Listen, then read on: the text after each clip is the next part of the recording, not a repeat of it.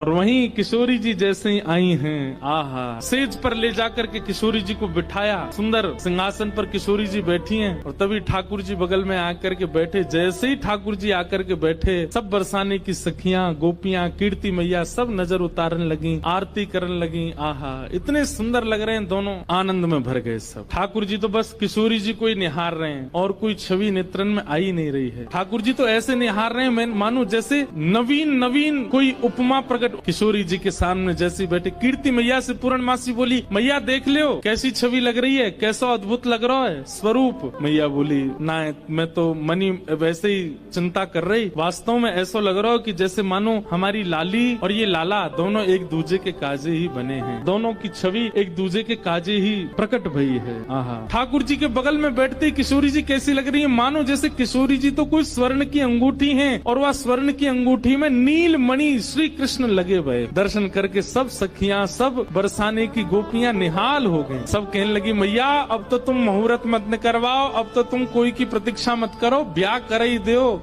आज लाला सही हाथ पड़ गयो आगे। कीर्ति मैया मनी मन विचार कर रही, बोले विवाह तो मन में तो है ही चुको है, मन में तो सबके भामर पड़ गई है ठाकुर जी की और किशोरी जी की। ठाकुर जी से सब लोग बोलने लगे, बोले देखो रूप में सुंदर है वे ते काम नहीं बनेगो, हमारी श्री जी के समान गुण है कि नहीं तुम्हारे अंदर। मनसुखा बोलो देख लो, जो कहोगे हमारो लाला करके दिखाई देगो, सब करवे में निपुण है हमारो लाला। मनसुखा कहने लगा, लाला वंशी बजाए के दिखा दे इन लोगों। ठाकुर जी ने जैसे ही वेणुनाद अपने अधर पर धारण करी, वंशी अपनी कोमल उंगलियों से उसके चित्रों को आच्छादित करते हुए जैसे ही प्राण पिरोए वंशी में, आधे से ज्यादा जितनी सखियां वहां खड़ी थी सबको मूर्छा जैसी आने लग गई। जिन जिन पर किशोरी जी की दृष्टि पड़ रही थी केवल वो बची, बाकी सब तो जैसे मूर्छित होने लगी।